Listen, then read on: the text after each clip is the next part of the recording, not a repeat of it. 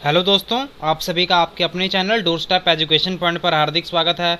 उम्मीद है आप सब अच्छे होंगे। अगर आपने अभी तक इस चैनल को सब्सक्राइब नहीं किया है तो इस चैनल को सब्सक्राइब कर लें। आने वाली वीडियो को मिस न करने के लिए बेल आइकन दबा लें और इस चैनल को अपने दोस्तों के साथ भी ज़रूर शेयर करें। आज का हमारा चैप्टर 7th क्लास की हिस्ट्री का सेकंड चैप्टर है, न्यू किंग्स एंड किंगडम्स की नए राजे और जो राज्य बने थे उस टाइम पर, उनके बारे में हम डिस्कस करेंगे। तो आज भी आपको बहुत कुछ सीखने को मिलेगा, तो आपने हमारे साथ वीडियो के एंड तक बने रहना है। तो आज हम पढ़ेंगे, कल हमने कुछ बेसिक सी जानकारी जरूर ले ली थी कि ये जो पीरियड है उसमें हम कितने साल तक का क्या क्या पढ़ने वाले हैं। तो जैसे कि नए नए आक्रमण हुए भारत पर, आपको पता है ना कि फिर एशियन हिस्ट्री के बाद जो बाहरी राजा थे, जैसे कि अफगान मान लीजिए, तुर्क मान लीजिए, मंगोल हो गए, ठीक है। तो ये इधर से लोगों ने ना हमले करने शुरू कर दिए भारत पर। कईयों का मोटिव हुआ करता था कि हम पैसे लूट कर लेकर जाएंगे, जैसे कि महमूद गजनी हुआ करता था। उसके बाद मोहम्मद गौरी आया, फिर उसने क्या किया, उसने यहाँ पर अपने राज स्थापित कर लिए। फिर उसके बाद कुतुबुद्दीन ऐबक आया। फिर इसी तरह जो स्लेव डायनेस्टी थी, जो दिल्ली सल्तनत वाला काल था, वो शुरू हो गया। तो उनको भी हम फर्दर चैप्टर में जरूर डिस्कस करेंगे, बट आज हम उसका भी बेसिक सा जरूर देख लेंगे कि जो नए नए राजे थे वो उभर कर आए।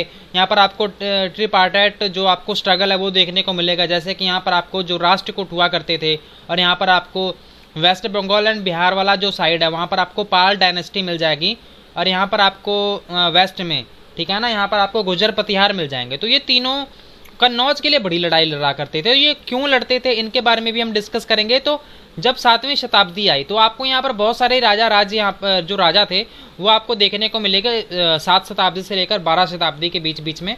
तो इन्होंने ना बड़ी आपस में लड़ाई लड़ोई लड़ी, तो इनको भी देखेंगे। और हम इसमें हमने कल भी देखा था कि हमने ना इसमें लगभग 700 AD, जो AD 700 से लेकर लगभग 1750 AD तक, हाँ, जो इस किताब में हम इनके बारे में इतने मतलब लगभग 1000 सालों का जो इतिहास है वो हम इसमें पढ़ने वाले हैं। तो ये आप एक बार देख लीजिए, आपको यहाँ पर प्रमाण आपको देखने को मिल जाएगा। यहाँ पर आपको चहमान, ठीक है, यहाँ पर आपको इंद्रप्रस्थ, गुर्जर प्रतिहार आपको यहाँ पर सेंटर में दिखाई दे रहा होगा। कुछ मध्य प्रदेश का भाग है, कुछ यहाँ पर आपको गुजरात का भाग मिल जाएगा। तो इसी तरह यहाँ पर आपको एक चंदेल से भी यहाँ पर दिखने को मिल जाएंगे, जहाँ जहाँ मैं आपको टिक करके दिखा रहा हूँ। कलिंगा आपको पता है उड़ीसा में था। और यहाँ पर ईस्टर्न चालुक्य, ठीक है, ईस्टर्न चालुक्य यहाँ पर आपको यहाँ देखने को मिल जाएंगे। तो ये सारी बातें थी, तो इनको भी हम डिस्कस करेंगे कि इनके जो राजा थे कौन कौन थे, कैसे इन्होंने राज किया।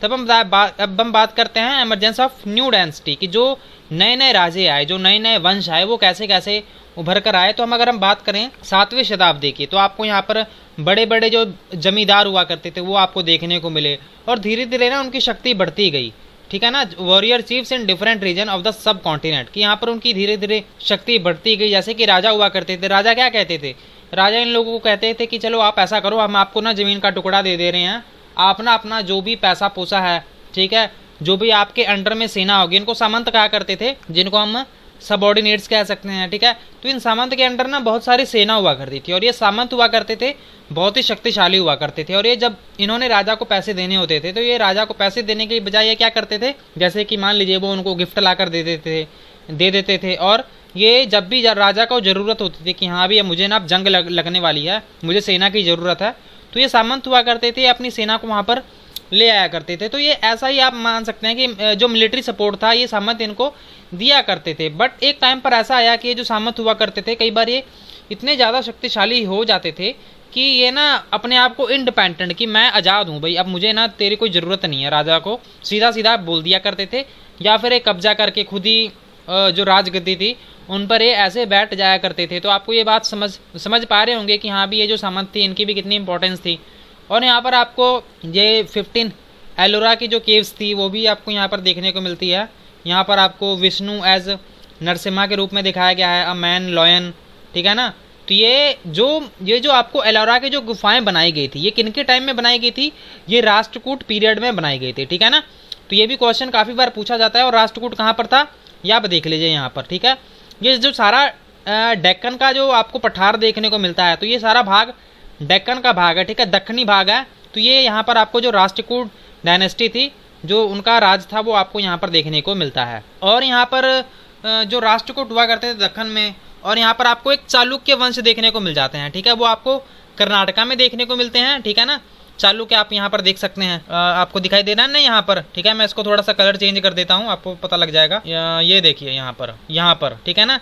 इस वाले साइड में आपको जो चालुक्य डायनेस्टी थी वो वहाँ पर आपको देखने को मिल जाएगी, ठीक है ना। राष्ट्रकूट को हमने देख लिया। अब हम बात करते हैं कि यहाँ पर एक चालुक्य हुआ करते थे। यहाँ पर ना जो कर्नाटका में in the mid 8th century Dantidurga Rashtrakuta chief की, यहाँ पर एक दंती दुर्ग नाम का एक राजा हुआ करता था, राष्ट्रकूट का, ठीक है ना। राष्ट्रकूट वंश का सबसे फेमस जो राजा था उसका नाम दंती दुर्ग था। Overthrow Chalukya overlord and performed ritual called Hiranyagarbha की, एक जो चालुक्य राजा हुआ करते थे उसने ना उसकी सत्ता को तहस महस कर दिया और खुद को राजा घोषित कर दिया था। और उसने एक उस टाइम पर ना एक जो हुआ करता था जैसे कि एक यज्ञ टाइप हुआ करता था जिसका नाम था हिरण्यगर्भ, ठीक है। हिरण्यगर्भ के नाम का एक वहाँ पर एक रिचुअल हुआ करता था जिसके अंतर्गत क्या होता था कि इसमें ना जो राजा हुआ करता था जैसे कि वो बहुत सारे ब्राह्मण को बुलाकर लाते थे और अपने आप को कहते थे कि अब मैंने दोबारा जन्म ले लिया है। अब मैं ना जो क्षत्रिय परिवार होते थे ना, जो योद्धा आप कह सकते हैं कि उनमें से ही ज़्यादातर आपको राजा देखने को मिलते हैं कि मैं जन्म से तो पहले ये था नहीं, अब मैं ना ये यज्ञ करने के बाद, कौन सा यज्ञ, हिरण्यगर्भ यज्ञ करने के बाद अब मैं क्षत्रिय बन चुका हूँ, ठीक है ना। तो आपने इसको भी याद रखना है, इसकी भी बड़ी सिग्निफिकेंस हुआ करती थी। और आपको यहाँ पर बहुत सारी जो फैमिलीज होंगी और यहाँ आपको military skills to carved out kingdom, for instance the Kadamba, Mayurasharman and the Gurjara Pratihara Harishchandra were Brahmans who gave up their traditional profession and took to the arms. कि आपको यहाँ पर और भी बहुत सारे दूसरे जो रिलीजन नहीं, जैसे कि कुछ और लोग जो मिल जाएंगे जो किसी और काम से बिलोंग करते थे और उन्होंने दूसरा काम अपना लिया था। जैसे कि यहाँ पर आपको जो कदम्बा, मयूशरम एंड जो गुर्जर प्रतिहार हुआ करते थे, ये ना पहले पहले ब्राह्मण्स हुआ करते थे। इन्होंने क्या किया, who were give up their traditional profession and took to arms, कि वो अब उन्होंने जो पहले काम किया करते थे अब उन्होंने उसको छोड़कर अब हथियार उठा लिए थे। मान लीजिए कि वो क्या बन गए थे, अब क्षत्रिय बन गए थे। इसी तरह के ये यज्ञ जो हुआ करते थे जैसे कि हिरण्यगर्भ जो नाम का जो यज्ञ था, इसको करके वो अपना जो प्रोफेशन था उसको भी ये चेंज कर लिया करते थे और इन्होंने धीरे धीरे जो अपना राज्य था इसका भी विस्तार करना शुरू कर दिया था।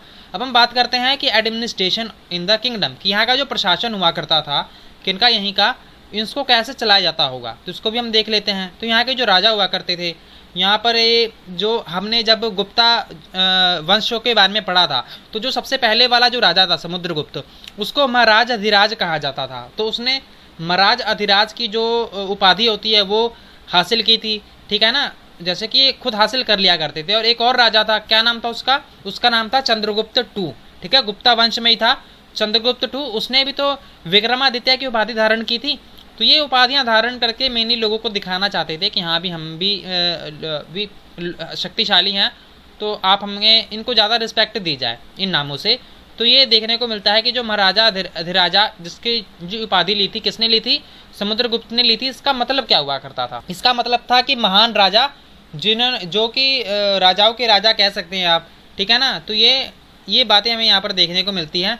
और यहाँ पर आपको और भी चीज़ें देखने को मिलती है, जैसे कि यहाँ पर जो सामंत हुआ करते थे, ठीक है, often share power with the samantas as well as the association of peasant traders and Brahmans, की जो अपनी पावर्स हुआ करते थे वो इनके साथ भी शेयर किया करते थे। और ये जो इंस्क्रिप्शन है, ठीक है, 400 टैक्सेस की, यहाँ पर लगभग आपको अगर जो इंस्क्रिप्शन है, अगर चोला जो राजा हुआ करते थे, चोला डायनेस्टी के, तो आपको पता लगेगा कि जिन्होंने तमिलनाडु में राज किया था, यहाँ पर 400 प्रकार के टैक्स लिए जाते थे। और इसमें बहुत सारे जो टैक्स थे, ठीक है, वो किसी काम के लिए लिए जाते थे। जैसे कि अगर आपसे ना कई बार टैक्स ना लिया जाए तो आपसे फोर्स्ड लेबर होती है, ठीक है, जबरन मजदूरी भी करवाई जा सकती है।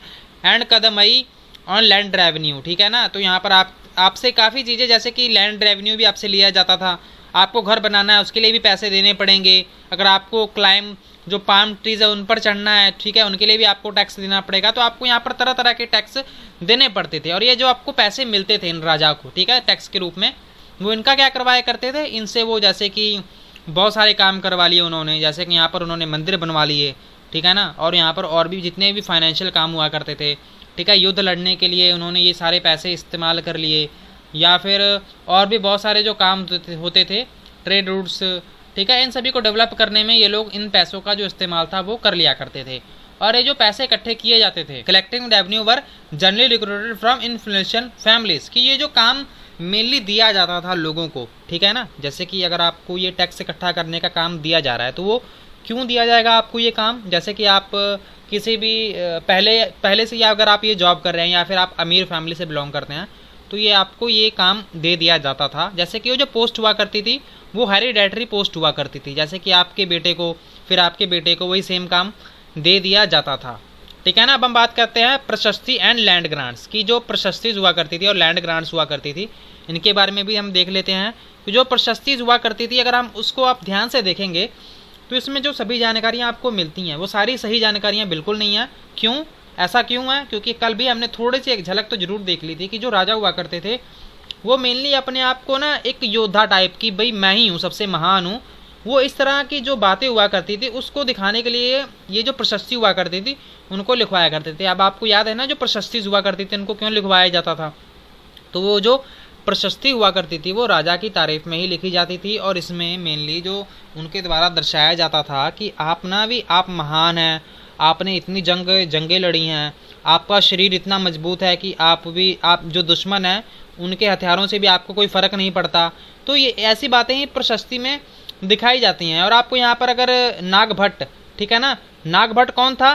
तो नागभट्ट अगर आप ध्यान से देखेंगे तो ये गुर्जर प्रतिहार हुआ करते थे ना, गुर्जर प्रतिहार का ये एक राजा हुआ करता था, ठीक है। फिर नागभट्ट आया, फिर नागभट्ट 2 आया, ठीक है। तो इसी तरह इन्होंने भी बड़ा ही कंट्रीब्यूशन दिया है हिस्ट्री में। जैसे कि इनके टाइम में आपको काफ़ी डेवलपमेंट देखने को मिलती है, जो आर्किटेक्चर है, जो टेम्पल्स हैं, ठीक है ना। तो इनके टाइम में भी काफ़ी मंदिर वगैरह बनवाए गए थे।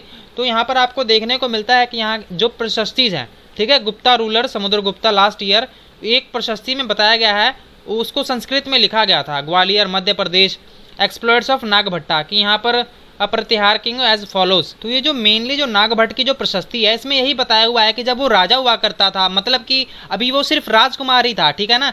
यहाँ पर आपको दिखाई दे रहा है जब वो प्रिंस था तभी उसके सामने बहुत सारे जो राज्य थे वो धाराशाही हो गए। ये कहकर वो क्या बताने की कोशिश कर रहे हैं कि भाई मैं इतना ज़्यादा शक्तिशाली था, मतलब यही कि आपको उनकी जो महानता है वो दिखाने की कोशिश की जा रही है। तो ये सभी जो प्रशस्ति हुआ करती थी, इसलिए हम इनको ऐसा मान सकते हैं कि जो जितनी भी बातें इनमें बताई गई हैं वो सभी सही नहीं होंगी, क्योंकि वो सिर्फ एक साइड की ही बातें बताई जा रही है। मान लीजिए कि वहाँ पर कोई राजा होगा, ठीक है, वो हार गया होगा किसी युद्ध में, तो आपको नहीं लगता कि क्या वो प्रशस्ति में बताया जाएगा कि नहीं बताया जाएगा?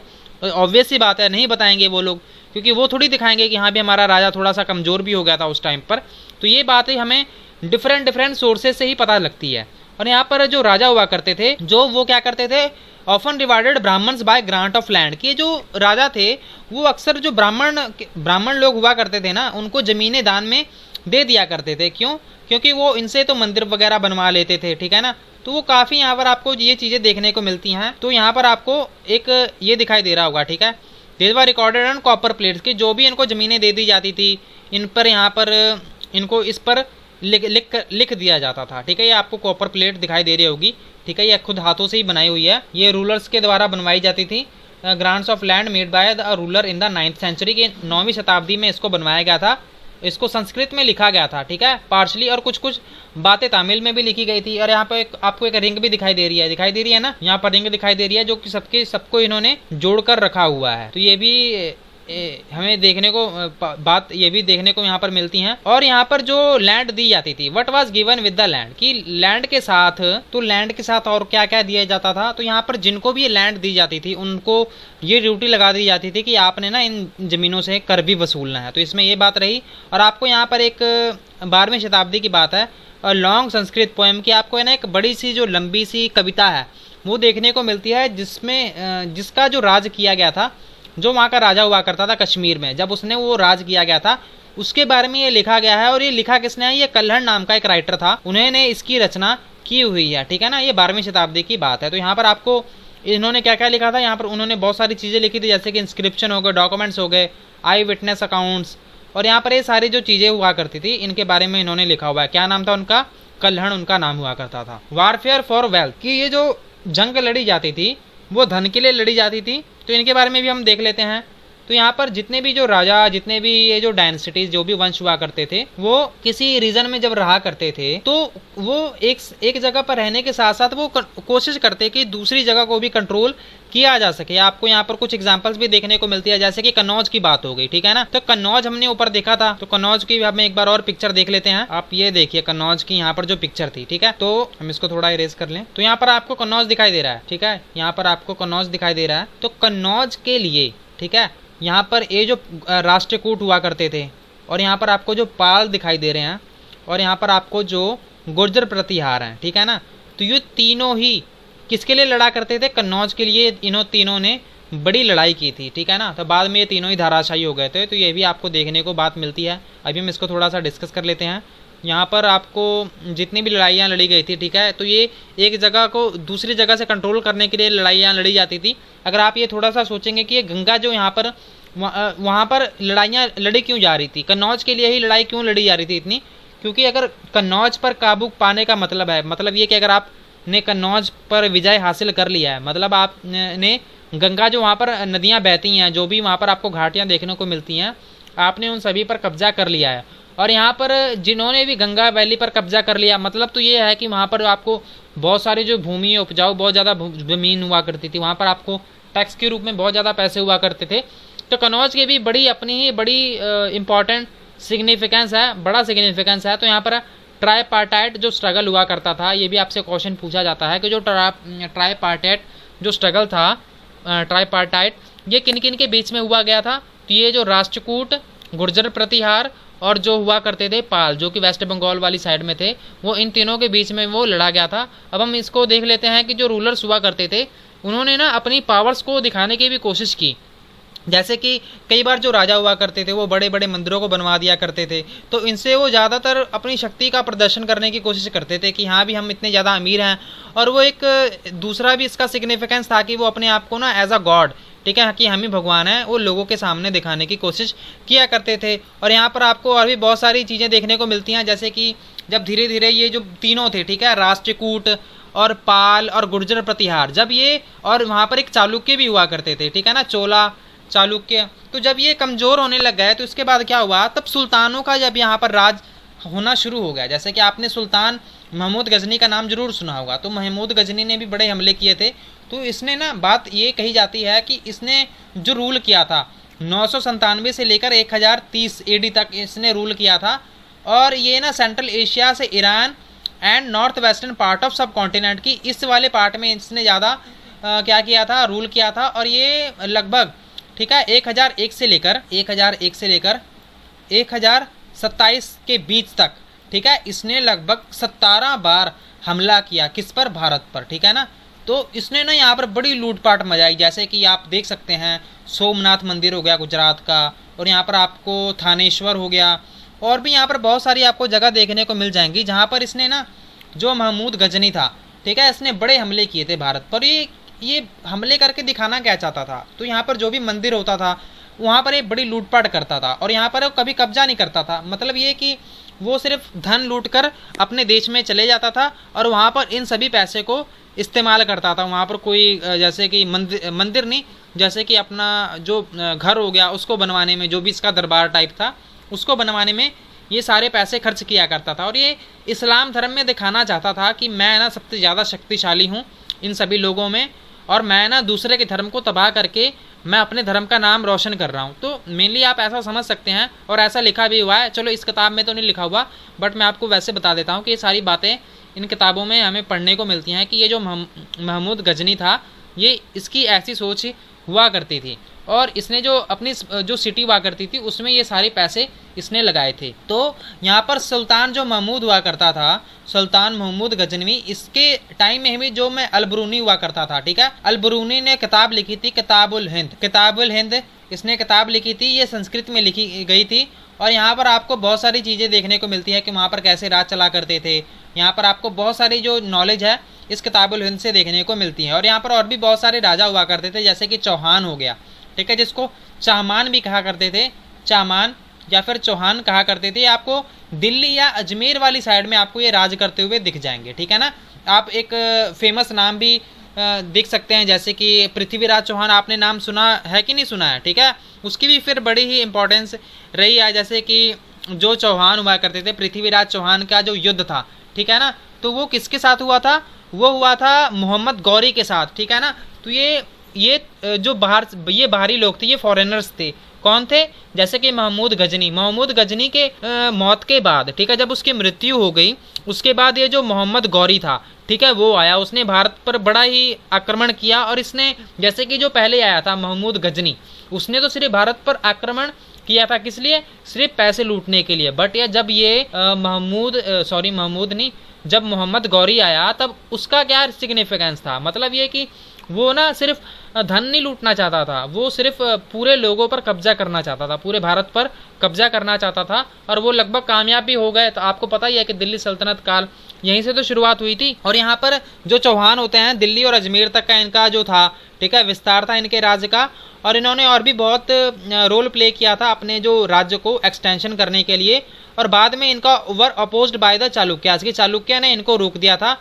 चालुक्य आपको पता ही है, जो Chalukya of Gujarat and Garhwal of western Uttar Pradesh के जो चालुक्य हुआ करते थे गुजरात के, और एक गढ़वाल, एक और यहाँ पर आपको लोग मिल जाएंगे, ठीक है, एक कम्युनिटी देखने को मिल जाएगी उत्तर प्रदेश में, ठीक है, वेस्टर्न पश्चिमी उत्तर प्रदेश में। और यहाँ पर आपको पृथ्वीराज चौहान के बारे में मैंने आपको बताया कि जो पृथ्वीराज चौहान था, उसकी लड़ाई हुई थी, कब लड़ाई हुई थी, जो पृथ्वीराज चौहान थर्ड था, उसकी मोहम्मद गौरी के साथ एक बार लड़ाई हुई थी। कब हुई थी, जिसे हम तराइन का युद्ध भी कहते हैं। तो आपकी इस किताब में लिखा नहीं हुआ तराइन का युद्ध था। तो एक 1191 में, ठीक है, 1191 में एक लड़ाई हुई थी, जिसको तराइन का युद्ध, फर्स्ट बैटल ऑफ तराइन कहते हैं, कि तराइन का युद्ध। उसमें ना जो ये पृथ्वीराज थर्ड था, वो तो जीत गया था, बट मोहम्मद गौरी था, वो हार गया था। बट क्या हुआ कि जो पृथ्वीराज चौहान था, उसने बड़ी तैयारी रखी नहीं। उसको लगा कि शायद अब मोहम्मद गौरी अब दोबारा आएगा नहीं, लड़ेगा नहीं। तो 1192 में, ठीक है, 1192 में किन्होंने सुल्तान मोहम्मद गौरी ने, ठीक है, आपको यहाँ पर नाम भी दिखाई दे रहा है, कि इन्होंने दोबारा से लड़ाई लड़ी, ठीक है, युद्ध लड़ा। अब वो हुआ बैटल ऑफ ट्राइन, ठीक है, वो सेकंड बैटल ऑफ तराइन का युद्ध था। तो उसमें जो पृथ्वीराज थर्ड था, उसमें उनको हरा दिया गया था। तो आपको याद ही होगा, जैसे कि आपने एक सीरियल आया करता था पृथ्वीराज चौहान में, तो उसमें आपने देखा होगा कि ज़्यादातर ये दिखाया जाता है कि पृथ्वीराज चौहान को कहा गया कि आप आंख बंद करके तीर चलाओ, और उन्होंने अपने दुश्मन को मार दिया था। तो ये जो सब बातें हैं, ये कुछ हमें ऐसे ही, इसमें भी थोड़ा सा कन्फ्लिक्ट है, इसमें भी इतिहास में भी क्लियरली बताया नहीं हुआ। इनके एक दोस्त हुआ करते थे चंद बरदई, तो उन्होंने भी कुछ इतिहास में ऐसा कुछ लिखा हुआ है अपनी किताब में, तो उनको भी हम देख लेंगे। तो एक बात थी अ क्लोजर लुक टू चोलास, कि अब हम चोलास की बात कर लेते हैं। अभी हमने देखा था ना, यहाँ पर चालुक्य हुआ करते थे, और यहाँ पर आपको कलिंगा दिखाई दे रहा है, और यहाँ पर चोलास हुआ करते थे, ठीक है ना। चोलास का भी बड़ा ही एक्सटेंशन था यहाँ पर। तो यहाँ पर फ्रॉम उदयपुर टू तंजावुर, तो ये जो चोलास थे, अब हम इनके बारे में भी जो केस स्टडी है उनके बारे में हम देख लेते हैं कि जो ये चोलास थे वो पावर में आए कैसे, ठीक है ना। तो ये पहले ना बहुत ही छोटी फैमिली के लोग थे, जिन्हें कि मुत्रैयार कहा जाता था, ठीक है, मुत्रैयार कहा जाता था। तो यहाँ पर एक ना फैमिली हुआ करती थी, मुत्रैयार नाम की एक ना यहाँ पर एक फैमिली हुआ करती थी, जहाँ पर आप ऐसा समझ सकते हैं कि वहाँ पर कुछ लोग रहा करते थे, जिनमें कुछ परिवार के मुखिया होंगे, वो मुत्रैयार फैमिली हुआ करती थी। तो ये ना किसी राजा के अंडर काम किया करते थे। उन राजा का क्या नाम था, एक पल्लव राजा हुआ करते थे, ठीक है ना। तो वो पल्लव राजा, जो कांचीपुरम के एक पल्लव राजा हुआ करते थे, उनके अंडर में ये काम किया करते। और यहाँ पर एक विजयालया, ठीक है, who belong to ancient chiefly family of the Cholas from Uraiyur, की यहाँ पर एक विजयालया, ठीक है, यहाँ पर एक विजयालया नाम के एक पर्सन थे, जो यहाँ पर एक एशियंट चीफली फैमिली थी चोला की, ठीक है। अब हम चोला की बात तो कर रहे हैं कि वो चोला फैमिली से बिलोंग करते थे, जो उरायूर में रहा करते थे। उन्होंने क्या किया, उन्होंने ना यहाँ पर कब्जा कर लिया, ठीक है, किनको, ये जो मुत्रैयार जो फैमिली थी, इन पर हमला कर दिया होगा। और ये मुत्रैयार फैमिली किसके अंडर थी, ये पल्लव राजा के अंडर थी। इन्होंने उसको मुत्रैयार को हरा दिया, और वहाँ पर जितना भी जो डेल्टा वाला जो क्षेत्र था, उस पर क्या कर दिया, कब्जा कर लिया। और यहाँ पर एक तंजावुर में, ठीक है, तंजावुर में इन्होंने क्या कर दिया, यहाँ पर आपको तंजावुर मैप में भी दिखाई दे रहा होगा, यहाँ पर इन्होंने एक मंदिर बनवा दिया, ठीक है ना। तो अपने पावर का प्रदर्शन किया, और धीरे धीरे यहाँ पर इन्होंने क्या किया, विजय आल्या ने, जो विजय आल्या था, ठीक है, विजय आल्या ने ना हमला किया था उस पर, क्योंकि ये चोला का राजा था। तो इन्होंने ना धीरे धीरे उस पर हमला किया, जो भी अपने आस पड़ोस थे, और धीरे धीरे जो अपना राज्य था उसका विस्तार करते गए। ठीक है, इनका राज्य धीरे धीरे बड़ा होते गया। और यहाँ पर आपको जो भी आपको पांड्या या फिर जो पल्लव मिलते हैं, ठीक है, इनको हराकर, ठीक है, नॉर्थ, साउथ और नॉर्थ में इनको हराकर अपनी जो पार्ट का, ठीक है, अपनी जो टेरिटरी है, अपने क्षेत्र का विस्तार कर दिया। तो इसी तरह यहाँ का जो सबसे फेमस राजा हुआ करता था चोला का, ठीक है, उसका नाम था राजा राजा फर्स्ट। ठीक है, उसका क्या नाम था, राजा राजा फर्स्ट। वो राजा बना कब बना, 985 में, ठीक है ना, वो 985 में, AD 985 में वो राजा बन गया। और उसने ना धीरे धीरे कंट्रोल स्थापित करना शुरू कर दिया। और उसने ना अपना जो एडमिनिस्ट्रेशन था, प्रशासन था, उसको बड़े अच्छे से उसने स्थापित किया। और यहाँ पर फिर राजा राजा का बेटा आया, जिसका नाम था राजेंद्र फर्स्ट। इसने भी उसकी पॉलिसी को इस्तेमाल किया, ठीक है, जो भी वो नीतियाँ बनाता था, तो उसने अपने जो भी उसके पिता हुआ करते थे उसकी पॉलिसीज को अपनाया। और जो भी गंगा वैली हुआ करती थी, ठीक है ना, उस पर कब्जा कर लिया। और श्रीलंका में, ठीक है, और आपको यहाँ पर साउथ ईस्ट एशिया वाले जो भी पार्ट मिल जाते हैं, उस पर इसने पूरा कब्जा करने की कोशिश की। और जो नेवी होती है ना, ठीक है, जो जल सेना होती है, इसको भी इसने बड़ी कोशिश की कि इसको अच्छी तरह से डेवलप किया जाए। अब हम बात करते हैं splendid temples and bronze sculpture. अब हम बात करेंगे भव्य मंदिर और कांस्य मूर्ति कला। तो इनके टाइम में ही काफी इसका भी बड़ा ही सिग्निफिकेंस रहा है। ये सारी जो चीजें हैं डेवलप की गई थी। यहाँ पर आपको बड़े बड़े मंदिर हैं, आपको यहाँ पर एक फोटो ही दिखाई दे रही होगी, ठीक है ना। तो ये मंदिर है गंगाई कोंडला चोलपुरम, ठीक है, गंगाई कोंडला चोलपुरम इसका नाम है। तो ये आप इसको देख सकते हैं कि इसको कैसे बनाया गया है। तो ये आपको जो मंदिर है, ठीक है, इसको राजा राजा एंड राजेंद्र के द्वारा इनको बनाया गया था, ठीक है, आर्किटेक्चरल एंड स्कल्पचर मार्वल्स, किसमें बड़ी ही अच्छी तरीके से इसका जो भी चीजें होती हैं उनका इस्तेमाल किया हुआ था। और ये यहाँ पर जो चोला टेम्पल था often became the nuclei of settlements which grow around them, कि आपको ना जहाँ पर भी ये मंदिर बनाए जाते थे उसके आसपास ही आपको जो भी घर वगैरह हैं वो आपको यहाँ पर देखने को मिल जाते हैं, ठीक है ना। क्योंकि यहाँ पर अगर मान लीजिए कि अगर कोई मंदिर बनाया गया है तो यहाँ पर बहुत सारे लोग आएंगे उस मंदिर में रहने, ठीक है, मंदिर में मतलब पूजा करने, तो वो दान वगैरह चढ़ाएंगे। तो इसी तरह यहाँ पर जो लोग थे वहाँ पर आपको ज्यादातर घर, जितने भी आपको घर मिलते हैं ना विकसित, वो आपको इन्हीं मंदिरों के आसपास ही देखने को मिलते हैं। और यहाँ पर आपको बहुत सारे जो शिल्पकार होते हैं वो भी आपको यहाँ पर देखने को मिलेंगे, क्योंकि यहाँ पर व्यापारी लोग भी तो आएंगे यहाँ पर पूजा करने। तो फिर यहाँ पर इसी तरह ये जो सारी चीजें थी, यहाँ पर इन चीजों का विकास होने लग गया था। यहाँ पर जो आपको मंदिर देखने को मिलते हैं, और इनको दिया किनके द्वारा जाता था, जैसे कि मंदिर बनाने के लिए अगर कोई जमीन दी जा रही है वो तो फिर राजा के द्वारा ही मेनली दी जाती थी, ठीक है, as well as by others, की यहाँ पर और भी आपको व्यापारी समूह भी मिल जाएंगे, ठीक है, वो इन सभी के द्वारा जो ये मंदिर की जो जमीनें हुआ करती थी ये सभी उनके द्वारा दी जाती थी। और यहाँ पर धीरे धीरे जो यहाँ पर और भी सारे लोग थे उनकी भी जो सिग्निफिकेंस थी वो धीरे धीरे बढ़ने लगी। जैसे कि वहाँ पर आप जो पुरोहित होते हैं, ठीक है, जो पूजा करते हैं, या फिर गार्लैंड मेकर्स जो हो गए कि जो फूलों की माला बनाते हैं, कुक्स हो गए, झाड़ू लगाने वाले स्वीपर्स हो गए, म्यूजिशियंस हो गए, डांसर हो गए। तो ये सभी यहाँ पर इनकी जो इन्हीं लोगों के कारण, इन मंदिरों के कारण वहाँ की जो इकोनॉमिक, सोशल या फिर कल्चरल लाइफ थी वो धीरे धीरे डेवलप होनी वहाँ पर शुरू हो गई थी। और यहाँ पर आपको बहुत सारे आपको जो Chola bronze images are considered among the finest of the world, की पूरे विश्व भर में जो चोला की जो कांस्य जो मूर्तियाँ बनाई गई थी वो भी बड़ी ही डेवलप होने लगी थी। आपको यहाँ पर एक कांस्य की मूर्ति भी यहाँ पर दिखाई दे रही होगी। और Chola bronze sculpture, notice how carefully it is decorated. इसमें ये बताया हुआ है कि इसको कितने अच्छे ढंग से बनाया हुआ है, ठीक है ना।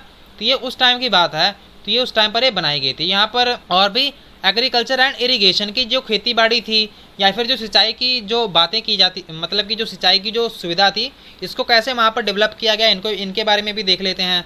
तो यहाँ पर आपको बहुत सारी अचीवमेंट्स आपको यहाँ पर चोलास के टाइम में देखने को मिल जाती हैं। जैसे कि यहाँ पर जो खेती बाड़ी थी और यहाँ पर जो सिंचाई की व्यवस्था थी, इसको बड़ा ही अच्छे ढंग से डेवलप किया जाने लगा। आप यहाँ पर जो कावेरी की जो नदियाँ थी, इसका मतलब ये है कि यहाँ पर जो भी नदियाँ बहा करती थी, ठीक है, उनके पास वाले जो इलाके होते थे वहाँ पर उपजाऊ मिट्टी काफ़ी जमा हो जाती थी, ठीक है ना। तो इसके कारण वहाँ पर जो खेती बाड़ी की जाती थी, वहाँ पर जो उनको मिट्टी मिलती थी वो बहुत ही ज़्यादा उपजाऊ हो जाती थी। तो यहाँ पर ये ज़्यादातर ये इसके, हालांकि इसकी दूसरी साइड जो तमिलनाडु की बात कर रहे हैं ना हम, क्योंकि इसकी जो दूसरी साइड हुआ करती थी वहाँ पर जो खेती बाड़ी थी काफ़ी डेवलप हो गई थी, बट यहाँ पर काफ़ी खेती बाड़ी डेवलप नहीं हुई थी, काफ़ी टाइम लग गया था। और यहाँ पर लगभग साल में 2 फसलें ही उगाई जाती थी। तो ये भी हमें देखने को मिलता है। और यहाँ पर आप अगर सिंचाई की बात करें तो वो भी काफ़ी डेवलप की जा चुकी थी। यहाँ पर अगर आप देखें तो यहाँ पर कुएँ खोदे जा चुके थे, और यहाँ पर सिंचाई की और भी बहुत सारी व्यवस्था थी, उनको भी डेवलप किया गया था। अब हम बात करेंगे the administration of the empire, कि यहाँ का जो प्रशासन था उसको कैसे चलाया जाता था। जैसे कि यहाँ पर आपको जो सेटलमेंट्स हैं, ठीक है, जो भी किसानों के घर हैं जिनको हम उर कहा करते थे, ठीक है, वो भी यहाँ पर बहुत ही ज़्यादा उनकी जो समृद्धि थी वो होने लग गई थी, उनका भी विकास काफ़ी यहाँ पर होने लग गया था। क्यों? क्योंकि यहाँ पर जो इरिगेशन फैसिलिटीज़ थी, ठीक है, इरिगेशन ऑफ एग्रीकल्चर, वो बहुत ही अच्छे ढंग से यहाँ पर किया जाने लगा। और यहाँ पर आपको जो ऐसे ही गांव मिल जाएंगे, ठीक है, जो कि एक यूनिट में रहा करते थे। जैसे कि आपको पहले तो आपको ये देखिए कि बहुत सारे जो किसान थे, ठीक है, किसान के घरों को, इनके ग्रुप्स को हम कहा करते थे उर, ठीक है, और इन्हीं सभी गाँवों के ग्रुप को हम क्या कहते थे? नाडू, ठीक है। Group of such villages form largest unit called Nadu, उसको हम नाडू कहा करते थे। और यहाँ पर आपको बहुत सारे जो किसान होते हैं, ठीक है, जिनको हम वेलला कहते हैं, ठीक है, वेलला कास्ट से बिलोंग करते थे, वो इन्हीं जो नाडू के, अगर कोई भी मान लीजिए कि कोई भी विवाद हुआ, मसला हुआ, ठीक है, कि ये जो अफेयर्स हुआ करते थे नाडू के, वो जो अमीर यहाँ पर आपको जो किसान हुआ करते थे, रिच पीजेंट्स, तो वो जो अफेयर्स हुआ करते थे, ठीक है, मामलों में, और नाडू के मामलों को उनको कंट्रोल किया करते थे। जैसे कि उनका ध्यान रखना, supervision of the central Chola government की, उनके सरकार का भी, यहाँ भी उनके अंडर क्या क्या हो रहा है। और यहाँ पर जो चोला किंग हुआ करते थे, जो चोला के जो राजा हुआ करते थे, उन्होंने क्या किया था? Gave some rich land owner titles, like जैसे कि ना वहाँ पर जो काफ़ी अमीर जो जमींदार हुआ करते थे, उनको जैसे कि ये खुद भी उपाधियाँ धारण किया करते थे ना, जैसे कि आप देख सकते हैं कि महाराजा अधिराज, ठीक है, तो इसी तरह की ये जो उपाधियाँ हुआ करते थे, ये खुद भी जो रिच किसान हुआ करते थे या फिर जो जमींदार हुआ करते थे उनको भी दिया करते थे। जैसे कि यहाँ पर आपको मोवेंदलम, ठीक है, मोवेंदावेलम, तो इस प्रकार की ये जो उपाधियाँ हुआ करते थे इन लोगों को दिया करते थे। और यहाँ पर आपको एक अराइयर चीफ, ठीक है, अराइयर एक नाम का एक उपाधि थी, वो दी जाती थी। जैसे कि markets of respect and entrusted them with import office, की यहाँ पर इन पर काफ़ी भरोसा किया जाता था और इनको काफ़ी जो इम्पोर्टेंट आपको जो मिलते हैं, ठीक है, इम्पोर्टेंट, इनकी काफ़ी इंपॉर्टेंस थी और इन पर काफ़ी भरोसा किया जाता था। और यहाँ पर आपको ना जो भूमि हुआ करती थी उसकी भी कुछ टाइप्स देखने को मिल जाती हैं। जैसे कि आप थोड़ा सा मोटा मोटा याद कर सकते हैं कि वेलन वगई, ठीक है, वेलन वगई नाम की एक जगह थी, ठीक है, वो किनको दी जाती थी? लैंड ऑफ नॉन ब्राह्मण पीजेंट प्रोप्राइटर्स, ये जो गैर ब्राह्मण जो लोग हुआ करते थे वो इनकी जमीन हुआ करती थी। अब बात करते हैं हम ब्रह्मदेय, ठीक है, ये ब्रह्मदेय किसकी जमीन हुआ करती थी? ये हुआ करती थी जो ब्राह्मण को जो जमीनें गिफ्ट में दी जाती थी उनको हम ब्रह्मदेय कहते थे।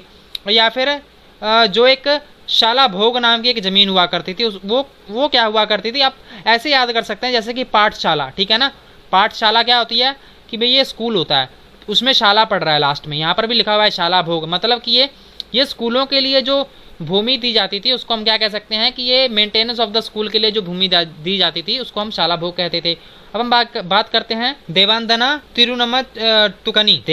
तिरुमट्टुकनी, ठीक है, तो ये किसको दी जाती थी? ये मंदिरों को दी जाती थी ये जमीन, ठीक है, देवदान, आपको ऐसे याद रह जाएगा कि देवदान तिरुमट्टुकनी, ये मंदिरों को जमीन दी जाती थी। अब हम बात करते हैं पाली चंदनम, ठीक है, ये पाली चंदनम, ये जो जमीन हुआ करती थी ये जैना इंस्टीट्यूशन, ठीक है, जो जैन इंस्टीट्यूशन हुआ करते थे ये इनको ये ज़मीनें दी जाती थी। अब हम देखते हैं कि जो ब्राह्मण्स हुआ करते थे उनको आमतौर पर ये जो ज़मीनें हुआ करती थी वो गिफ्ट में दी ही जाती थी। और यहाँ पर आपको लार्ज नंबर ऑफ ब्राह्मण settlements emerge in the Kaveri valleys in other part of south India, कि आपको यहाँ पर जो कावेरी वैली के पास आपको बहुत सारे ब्राह्मण जो हुआ करते थे उनके घर आपको यहाँ पर देखने को मिलेंगे। और यहाँ पर हर जो ब्रह्मदेय है, ठीक है, जो ब्रह्मदेयी जो जमीन हुआ करती थी यहाँ पर आफ्टर बाय एन असेंबली और सभा और प्रोमिनेंट ब्राह्मण लैंड होल्डर्स, यहाँ पर जो ब्रह्मदेय नाम की जो जमीन हुआ करती थी यहाँ पर ना एक सभा टाइप यहाँ पर हुआ करती थी, जहाँ पर ये जो जमीन हुआ करते थे ब्राह्मण जमींदार यहाँ पर हुआ करते थे, इनके बीच में काफ़ी बातें हुआ करती थी कि हाँ भी हमने मंदिरों के बारे में क्या करना है, जो मंदिरों की जो दीवारें हैं या फिर और भी बहुत सारी यहाँ पर जो बातें हुआ करती थी इनके बारे में यहाँ पर जो मसले हुआ करते थे डिस्कस किए जाते थे। और यहाँ पर एसोसिएशन हुआ करती थी ट्रेडर्स की, जिसके हम नगरम कहा करते थे, ठीक है ना, जो कि मतलब व्यापारियों का जो समूह हुआ करता था उसको हम नगरम कहा करते थे, वो भी यहाँ पर आपको देखने को मिलता है। और यहाँ पर उत्तर मैरूर जो की है, तो यहाँ पर उत्तर मैरूर के ना जो अभिलेख हुआ करते थे, इंस्क्रिप्शन क्या होते हैं?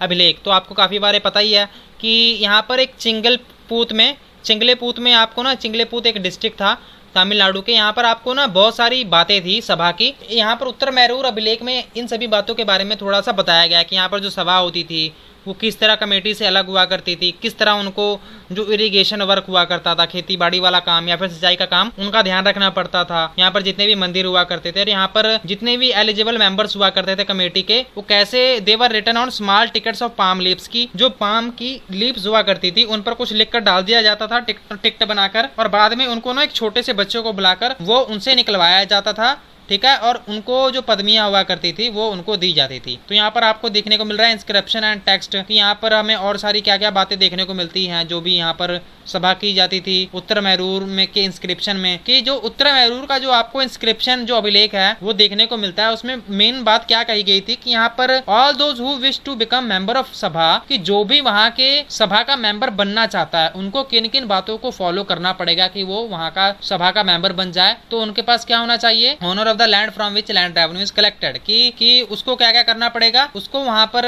उसका खुद का घर होना चाहिए पहली बात तो, ठीक है, और दूसरा क्या होना चाहिए, उसकी जो उम्र है वो 35 से लेकर 70 साल के बीच में होनी चाहिए, और या फिर उसको ना जो वेदा की जो नॉलेज है, ठीक है, वेदा की जो नॉलेज है, वेदा की जानकारी वो होनी चाहिए, और उसको they should well versed in administrative matters and honest, कि वो जो एडमिनिस्ट्रेटिव मैटर्स होते हैं उनको ना अच्छी जानकारी होनी चाहिए कि प्रशासन कैसे काम करता है ईमानदारी के साथ, ये सारी उनको बातें पता होनी चाहिए। और अगर कोई भी व्यक्ति, ठीक है, पिछले 3 सालों से नहीं चुना गया तो उनको वो नहीं मेंबर बन सकते वहाँ के, ठीक है ना। तो और यहाँ पर और क्या बात थी कि anyone who has not submitted his account, ठीक है, कि कोई भी पर्सन कि जो भी अपने रिलेटिव्स होते हैं, सगे संबंधी होते हैं, अगर उन्होंने उनके अकाउंट्स के बारे में सबमिशन नहीं किया तो उनको वहाँ पर वो उसके सदस्य नहीं बन सकते। तो ये सारी बातें थी, आपने इनको बड़े अच्छे ढंग से याद कर लेना है। मतलब कि आपको थोड़ा बहुत पता होना चाहिए कि उत्तर मैरूर के जो अभिलेख हैं उनमें ये बातें लिखी हुई हैं कि अगर आपको वहाँ का जो सभा का मेंबर बनना है तो आपको इन सभी बातों का जो भी बातें लिखी हुई हैं उनको फॉलो करना बहुत ज्यादा जरूरी था, ठीक है ना।